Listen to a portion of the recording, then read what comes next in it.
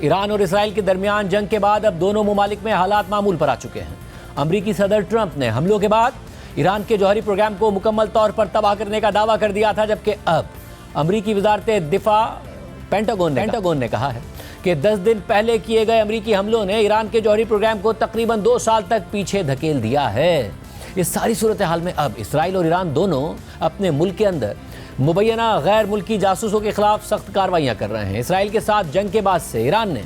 مبینہ جاسوسی کے الزام میں 700 سے زائد افراد کو گرفتار کر لیا ہے، جبکہ یہ کارروائیاں اب بھی جاری ہیں۔ اسی طرح اسرائیل نے بھی ایران کے لیے جاسوسی کے الزامات پر متعدد گرفتاریاں کی ہیں۔ اس کے علاوہ اسرائیل کے ساتھ جنگ بندی کے بعد ایران نے افغان مہاجرین کے خلاف کریک ڈاؤن بھی مزید سخت کر دیا ہے، اور وہ ہزاروں افغان مہاجرین کو قومی سلامتی کے خدشات کے تحت ملک بدر کر رہا ہے، جس پر انسانی حقوق شدید تحفظات کا اظہار کر رہے ہیں۔ اور ایرانی میڈیا کے مطابق ایران اور افغانستان سے تعلق رکھنے والے 1300 سے زائد سوشل ایکٹیوسٹ، آرٹسٹ اور صحافیوں نے ایرانی حکومت کے نام ایک کھلا خط جاری کیا ہے، جس میں انہوں نے افغان مہاجرین کی بڑے پیمانے پر ملک بدری کو فوری طور پر روکنے کا مطالبہ کر دیا ہے۔ اس کے علاوہ ایران سے افغان مہاجرین کی بے دخلی سے افغانستان میں جاری انسانی بحران بھی مزید شدید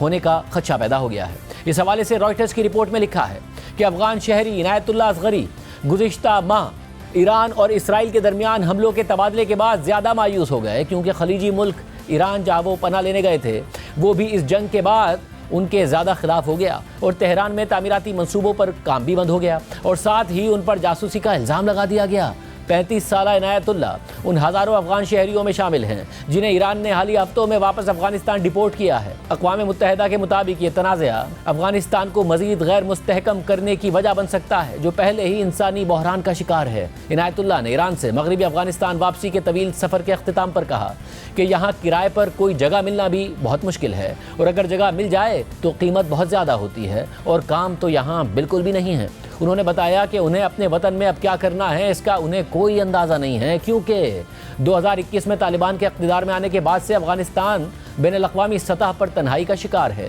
اقوام متحدہ کے ادارہ برائے مہاجرین United nations high commissioner for refugees کے ایک اندازے کے مطابق ایران نے اسرائیل کے ساتھ جنگ کے دوران روزانہ اوسطاً 30,000 سے زائد افغان شہریوں کو ملک بدر کیا، جو کہ جنگ سے پہلے 2,000 کے قریب ہوتے تھے۔ رپورٹ کے مطابق ایران کی حکومت کی ترجمان فاطمہ مہاجرانی نے منگل کو کہا کہ ہم ہمیشہ اچھا میزبان بننے کی کوشش کرتے رہے ہیں، لیکن قومی سلامتی ہماری ترجیح ہے، اور ظاہر ہے کہ غیر قانونی غیر ملکیوں کو واپس جانا ہی ہوگا۔ تاہم انہوں نے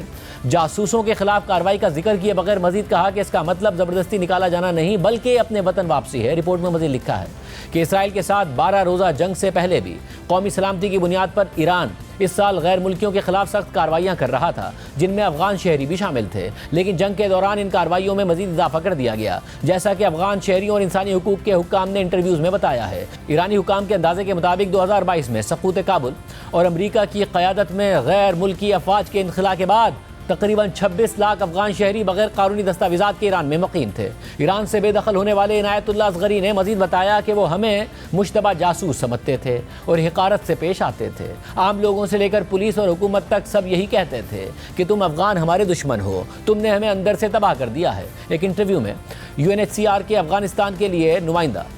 عرفات جمال نے کہا تھا کہ وہ اس پش بیک کے بارے میں فکر مند ہیں، کیونکہ اسرائیلی حملوں کا غصہ ایران میں افغان شہریوں پر نکالا جا رہا ہے۔ انہوں نے کابل میں رائٹرز سے بات کرتے ہوئے کہا کہ ہم سمجھتے ہیں کہ ایرانی ایک نہایت خوفناک جنگ سے گزرے ہیں، لیکن ہمیں یہ بھی محسوس ہوتا ہے کہ شاید افغان شہریوں کو قربانی کا بکرا بنایا جا رہا ہے اور جنگ کا کچھ غصہ ان پر نکالا جا رہا ہے۔ انہوں نے خبردار کیا کہ افغانستان کے لیے حالات ایک مکمل طوفان کی صورت اختیار کر رہے ہیں، کیونکہ ہمسایہ ملک پاکستان بھی 2023 میں شروع کی گئی ایک بڑی مہم کے تحت افغان پناہ گزینوں کو واپس بھیج رہا ہے۔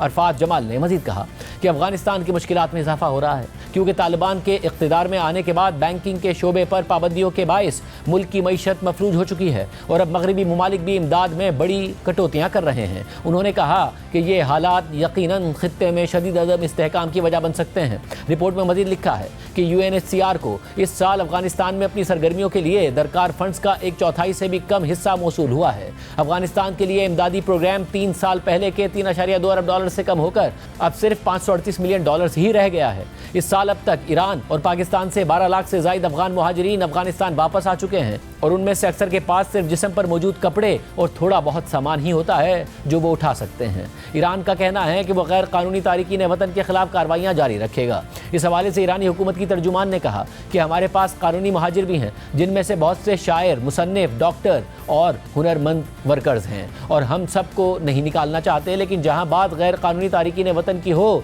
वहाँ जो कौमी पॉलिसियाँ बनाई गई हैं वो नाफिज की जाएंगी। 26 साला अफगान शहरी अहमद फवाद रहीमी ने बताया कि उनके पास ईरान का दुरुस्त